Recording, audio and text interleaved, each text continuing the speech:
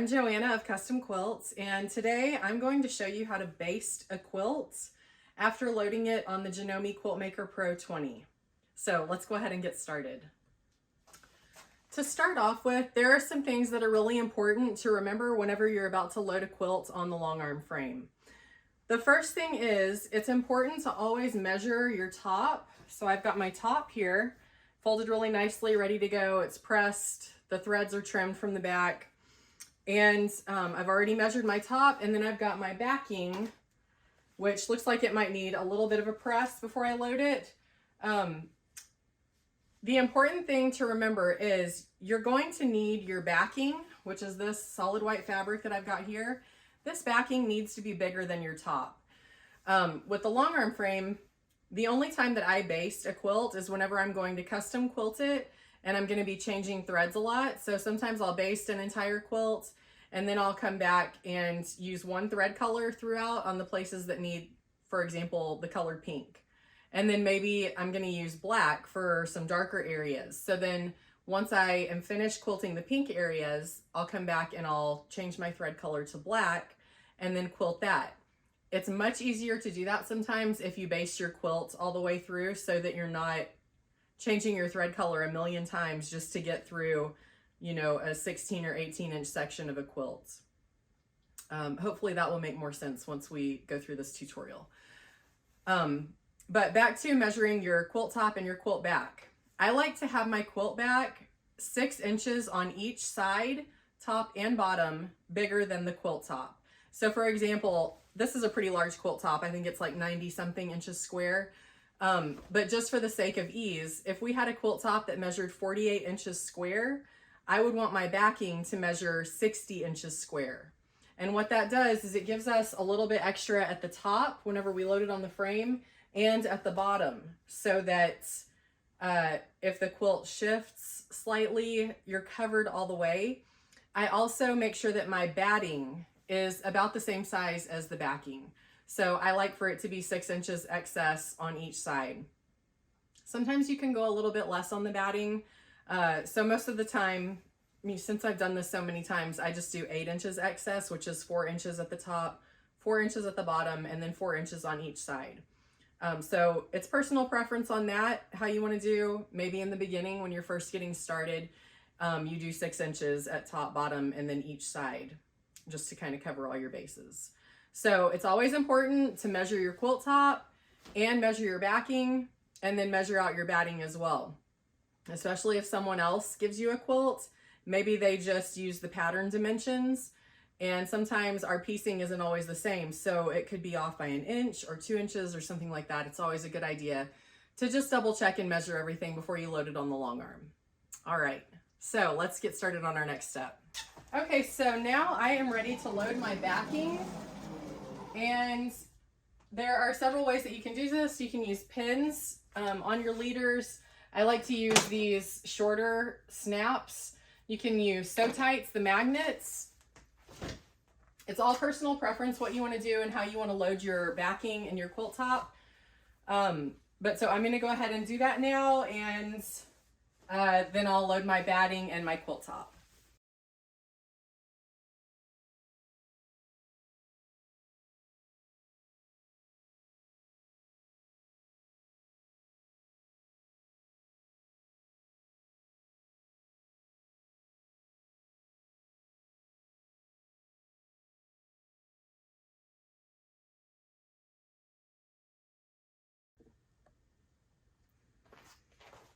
Okay, so I have got my backing loaded on the frame. Everything looks nice and square.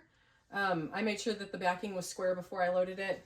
But now you might notice that I have these little, I don't even know what these are called, but I made these. I put a piece of plastic inside a little orange scrap of fabric that I had to make a sleeve.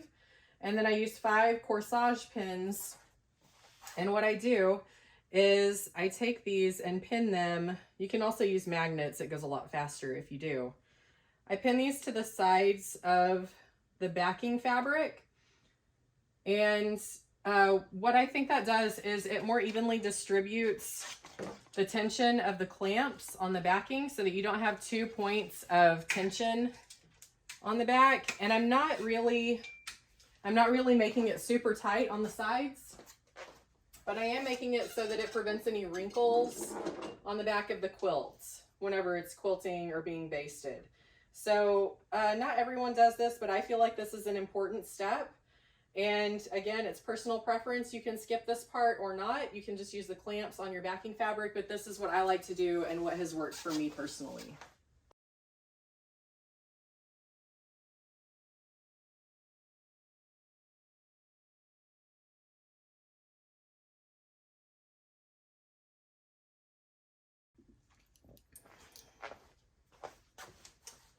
Okay, so before we get started basting our quilts, one tip that I want to share with you is this is a great way to get rid of leftover bobbins that just have a little bit left.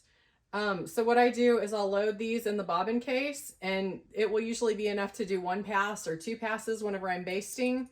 It doesn't matter what color they are because the basting stitches are going to come out eventually before you quilt the quilts, or after you quilt it and pull the basting stitches out. So I'll use these leftover bobbin remnants. That's how I use these up. It makes me feel like I'm, you know, not wasting thread because, you know, everything is expensive these days and thread is no exception.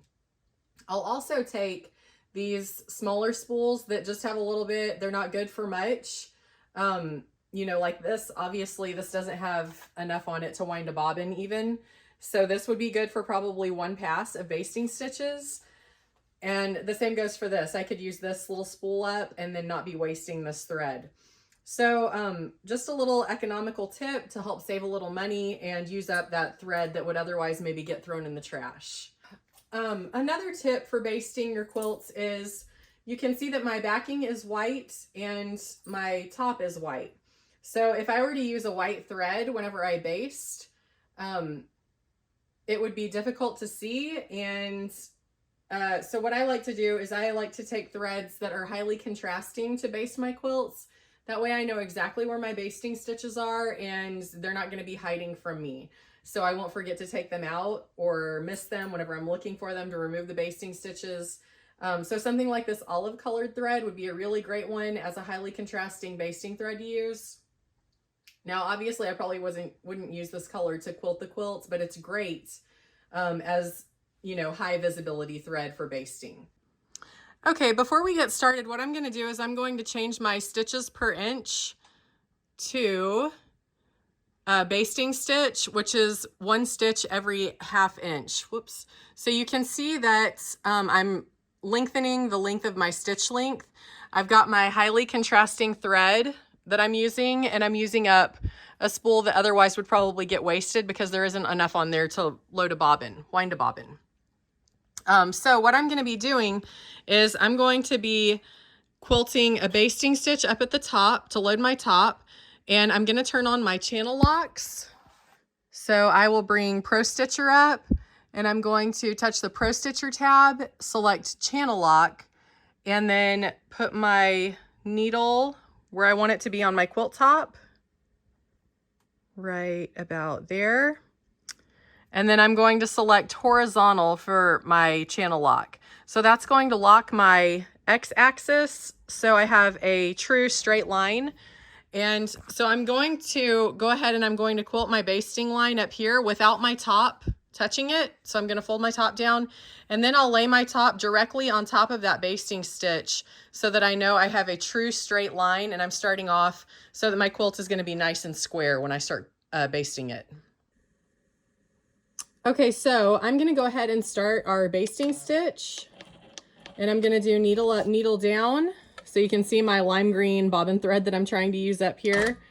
And I'm going to do a few stitches in place to secure my thread before I go. And now I'm going to be doing my true straight line so that I know exactly where I need to place my quilt top.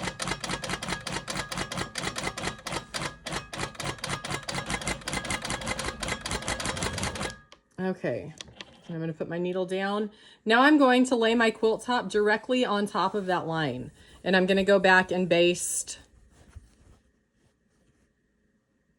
my quilt top to my batting and my backing.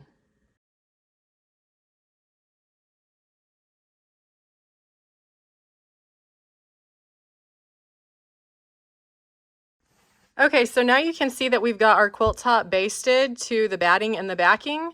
And I've used this highly contrasting thread in this video because otherwise you wouldn't be able to see it. Typically, if I'm going to quilt a quilt, I use a white basting thread for the top and the sides. But for this video, I'm using a contrasting thread. Now I'm going to turn the channel locks off. So I already switched them off of horizontal. Otherwise, it would have a highlighted green box around it. So I'm going to get rid of that. And I'm going to do vertical channel locks to baste the sides of the quilt to the batting and the backing. So I'll do the left side first, and then I'll come over here and I'll do the right side. So that way I know that the sides of my quilt are square. I also like to use a little bungee cord, if you can see on this quilt top, to mark my sides, and a little stopper tells me that my side is not going to move while I'm quilting it. So the whole way down, as I'm advancing this quilt, I'll check the sides and make sure that they're both even with the stoppers. And that way it keeps my quilt nice and square while I'm quilting or basting it. Okay, so you can see that I have basted the sides of this quilt now. Everything is ready to go, and I'm ready to baste the rest of the top. What I'm going to do first, and I'll tell you why I do this, I'm going to turn the horizontal channel locks on again, and I'm going to run a straight line in this horizontal seam line that runs all the way through the quilt top. And I want to say this is probably, I don't know, like a 10-inch block. I'm just kind of eyeballing this, but it looks about to be 10 inches. And so if we were going to custom quilt this, we want our quilt to stay nice and square all the way throughout whenever we're advancing and rolling back and forth, back and forth.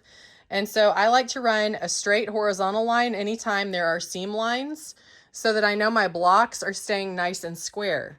After I do the basting, and whenever I do my basting, I'm going to do my basting stitch at 1 inch. So 1 stitch every inch. After I do this, I'll come back and I'll do kind of a serpentine basting stitch throughout this area so that it fills up faster. Some people only like to do straight line basting, and that's totally fine. It's personal preference, and it accomplishes the same goal. So we want to keep our quilt nice and square. We want to keep our blocks straight. And so I'm going to go ahead and start laying down those basting stitches. Okay, so I have just turned my horizontal channel locks on, and I have decreased my basting stitch length to 1 stitch per inch.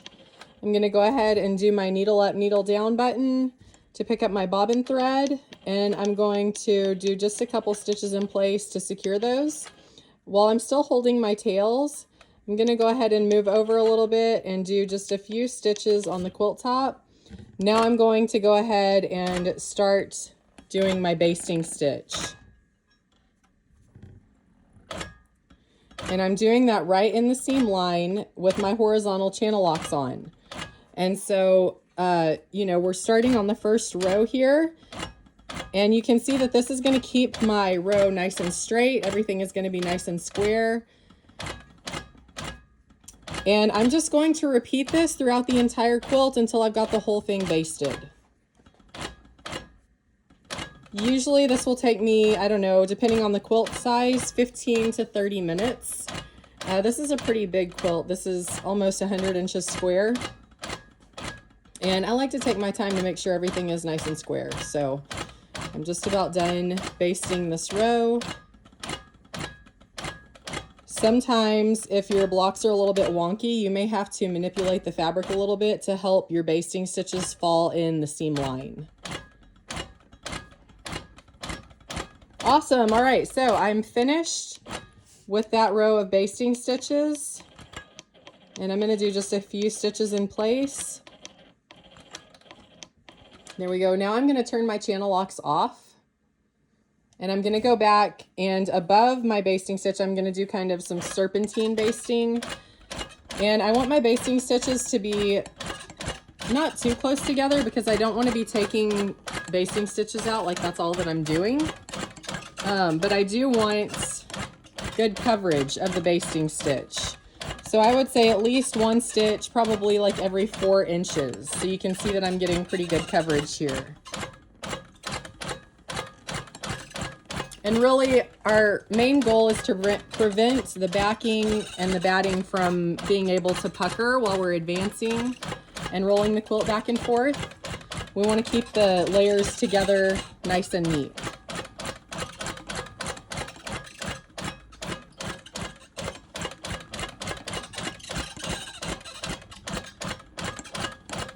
And you can go a lot faster than this if you want to. I'm just going slow since this is a tutorial.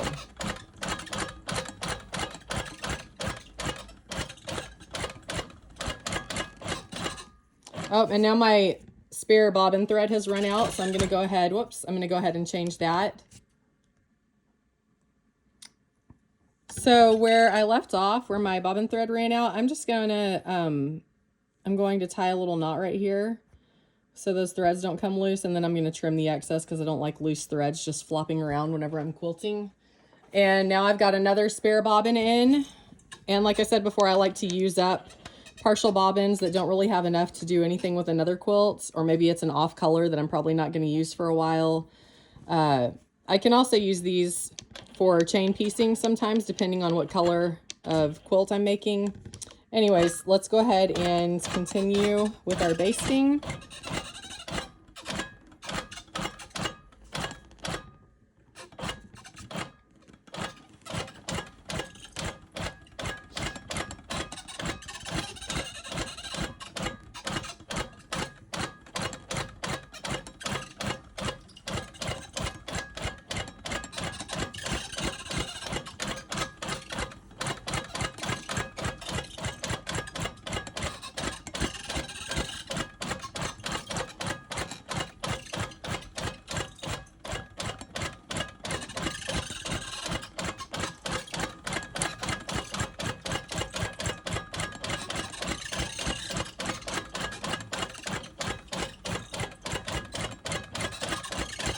Okay, we're almost done with this first row.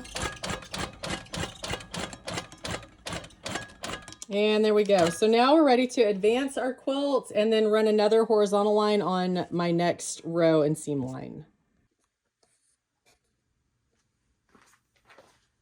Okay, so now that I've done my first row of basting stitches, I'm going to need to advance the quilt so that I can do my next horizontal row of basting stitches. So I'm going to advance this portion, and I'm going to make sure that the batting is straight and it's not wrinkled.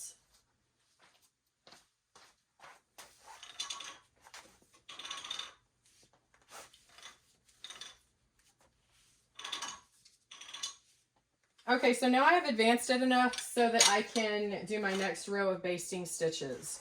And I'm going to smooth my batting, I'm going to smooth my quilt top, and I'm going to check my stoppers on my bungee line to make sure that my quilt is still vertically straight and horizontally straight and that everything looks really nice. Also, since this is a white top and a white backing, I'm going to get under the frame and I'm going to look from underneath to make sure there are no, dark threads that maybe got stuck in between the batting and the backing. It's always a good idea to double check that. There are tools available to remove those after quilting or basting, but it's easier to do it before you get all the layers permanently bonded together, right? Okay, so I've got everything nice and smooth. Everything is straight, and now I'm going to add another row of basting stitches just like I did for the first row.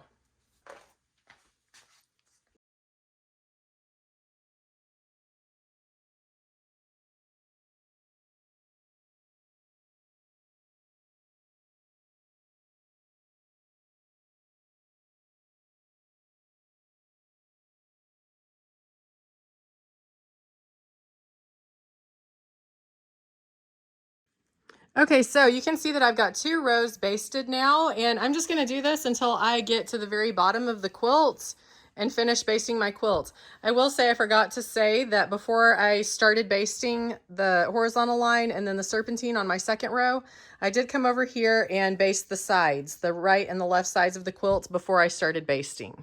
So I'm going to continue doing this until I get to the very bottom, and then I'll check back in with you.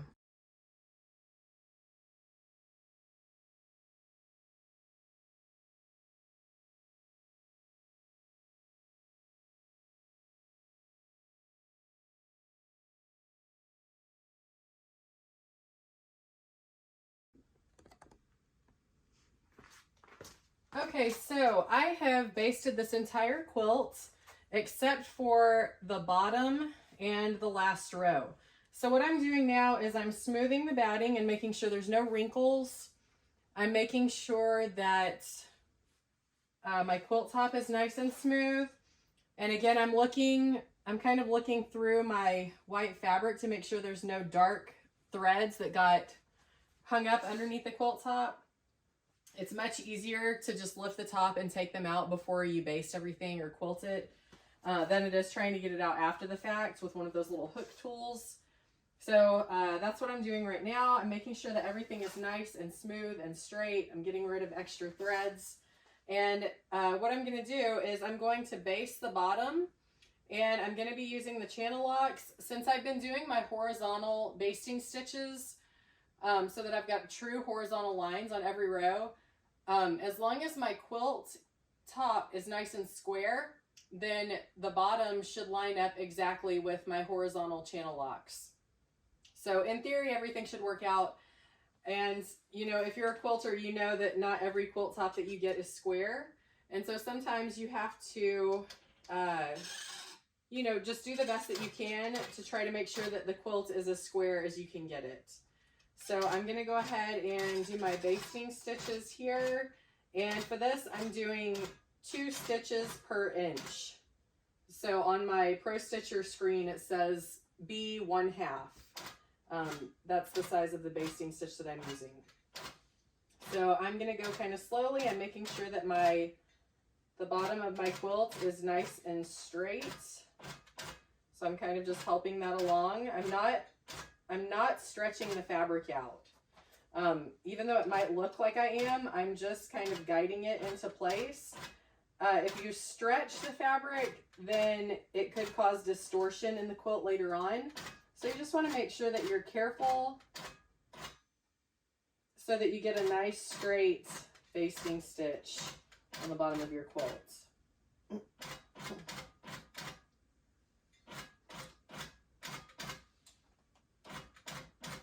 And then after I complete this basting stitch on the bottom of my quilt, I'm going to go ahead and increase my stitch length to 1 stitch per inch. And then I'm going to go and do my final serpentine basting line for this quilt. And then my quilt will be basted and ready to custom quilt. So I can change thread colors, I can advance my quilt, I can roll back and forth, and it'll make things much easier and a lot less tedious while you're trying to quilt your quilts.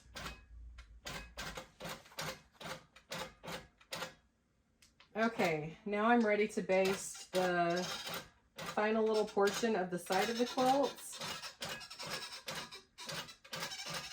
Awesome. Okay, and now I'm just going to decrease my stitch length, and I'm going to go ahead and do my final serpentine basting stitch.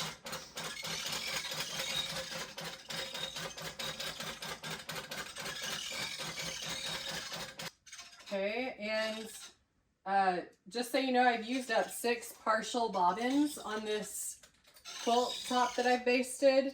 So these were bobbins that were not enough to do another quilt, or they were colors that I wouldn't likely use for a long time.